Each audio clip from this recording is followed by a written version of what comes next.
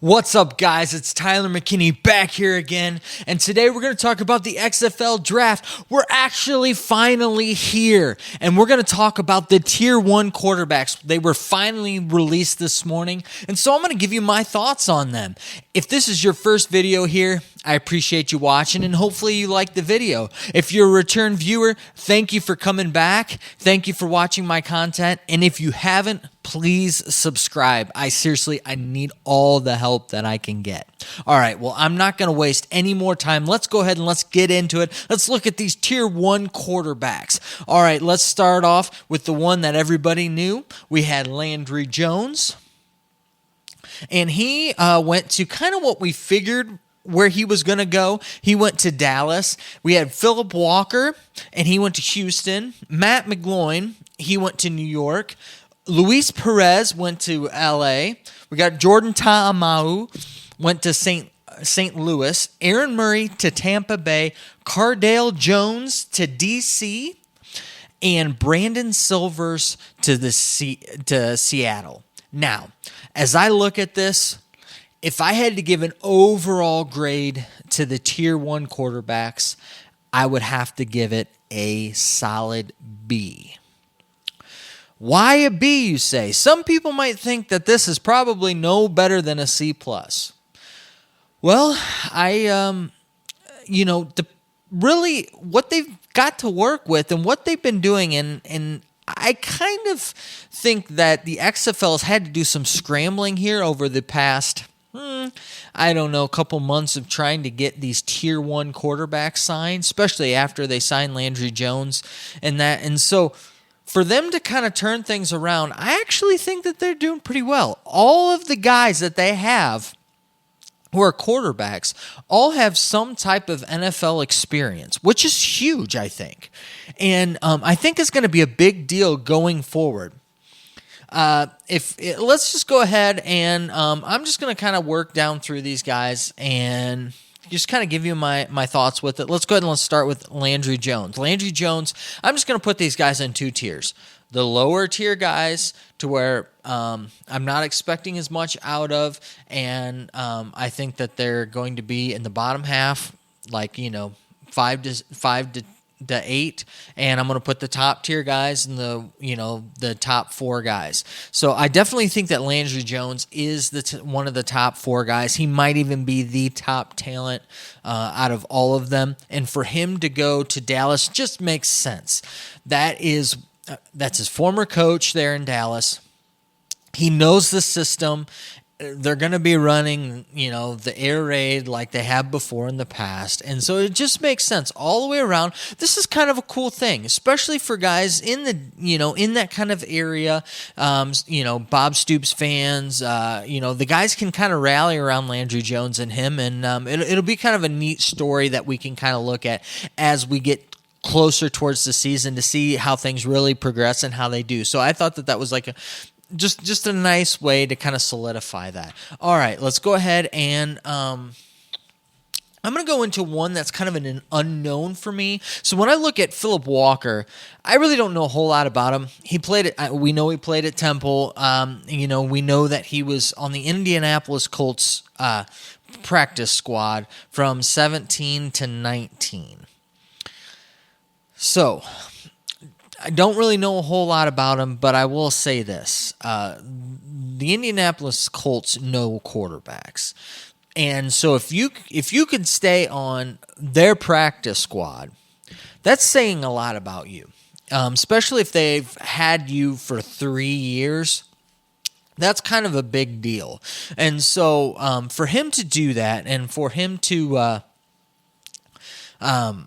to stay with the Colts organization and things like that, that is saying a lot about him. Like I said, I really don't know a lot about him. I've never really followed Temple, so they've never been a team that I've actually, followed in college and that with it. With him going to the Roughnecks, we'll see what happens. With that, I don't really have any any expectations or anything like that. They're supposed to be running I think they're going to be probably running a run and shoot just by the likes of their coach and, the background of their coach and things like that, to where, I don't know. We'll see. Like I said, I had really no clue with this one. So if I had to guess, I would probably put him in the lower tier, probably the 5 to 8, just because I don't really know a whole lot about him. I'm going to move to one that I do know, Luis Perez, and he went to LA, and that might actually be a good fit for him. If you remember and watched any of the AAF, Luis Perez was one of those guys. He shared time with the Birmingham team at quarterback with another quarterback, and he was really the better of the two, and their offense never really clicked. The guy's got talent. If you remember, he's famous for he's the guy that taught himself how to play quarterback on YouTube, and that was kind of his claim to fame. They said it like every game, like 15 times a game. That's why I know that, because I can't get it out of my head because they drilled it in there. And the thing about Birmingham was they were one of the better teams in the AF just because they had a crazy, crazy good defense. And their offense that they ran was just kind of one of those, just kind of like hold the ball, ground and pound types of offense. So you never really got to see him like really excel.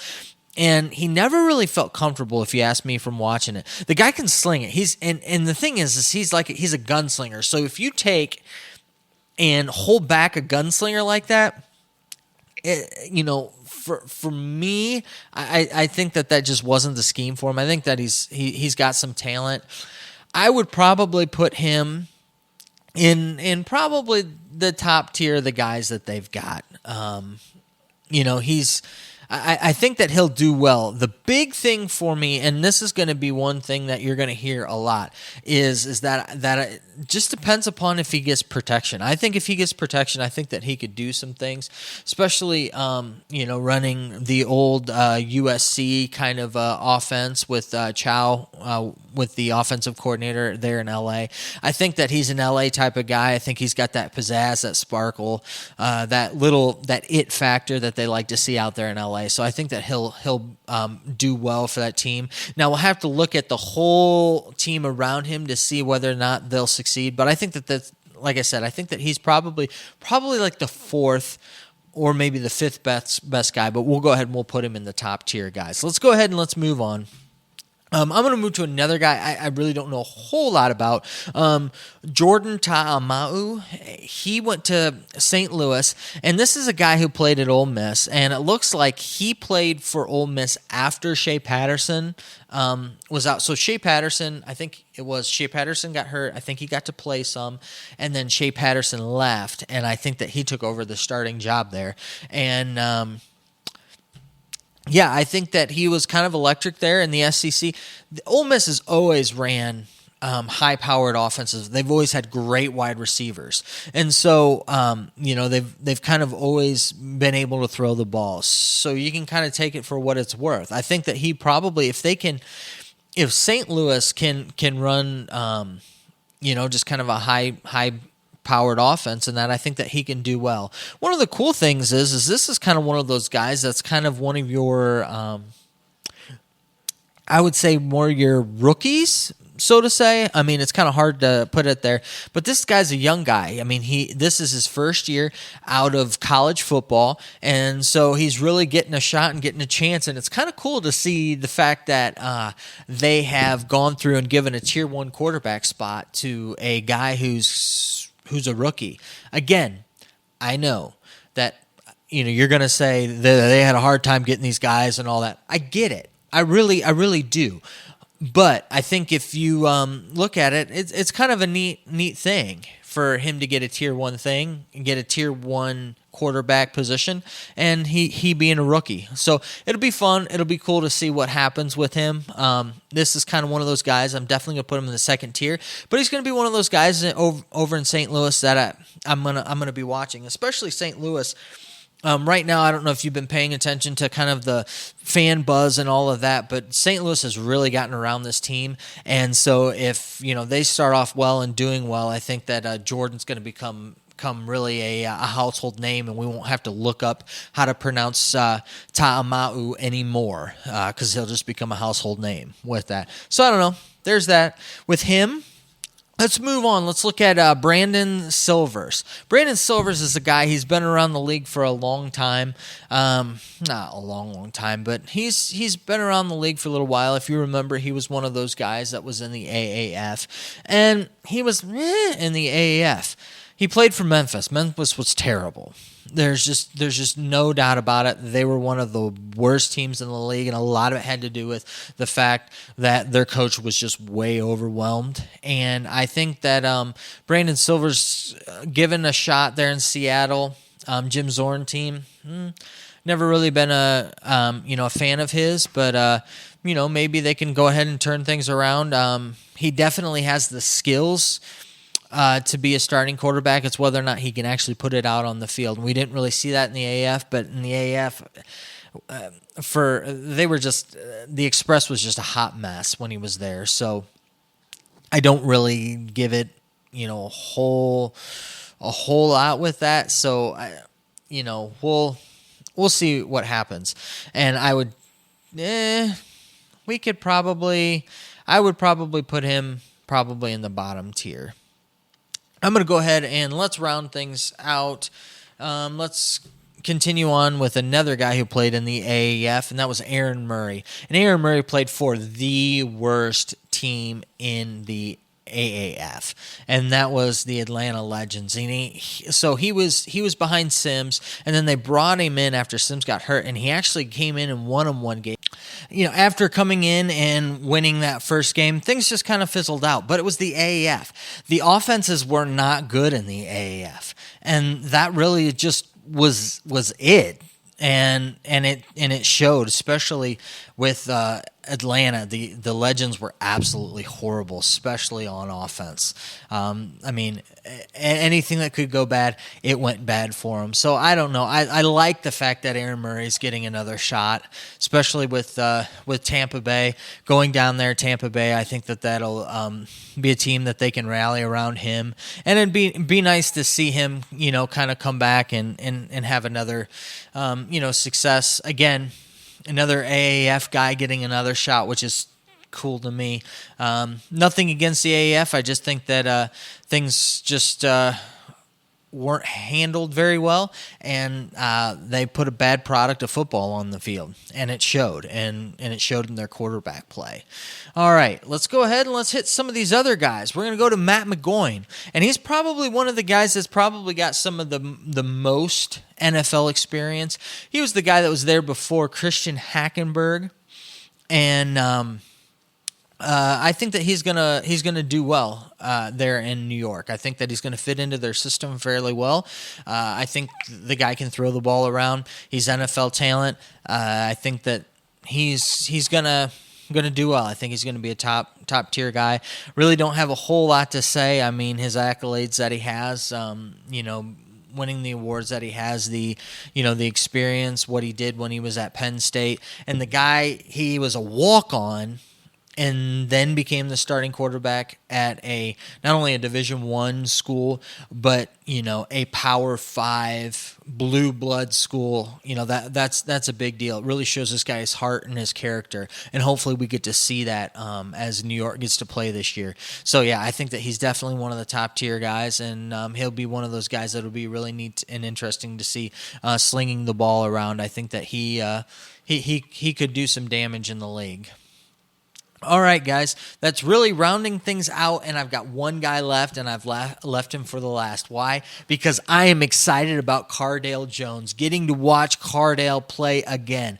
Being a Buckeye, I remember the playoff championship like it was yesterday. And yes, he did a heck of a job leading those Buckeyes. And if you paid attention to him in the preseason, did a heck of a job in the preseason for the Chargers this year. And I think that he's one of those guys that thankfully the XFL was able to grab and get. I think this is one of the biggest victories so far for the XFL. The XFL needs guys like Cardale.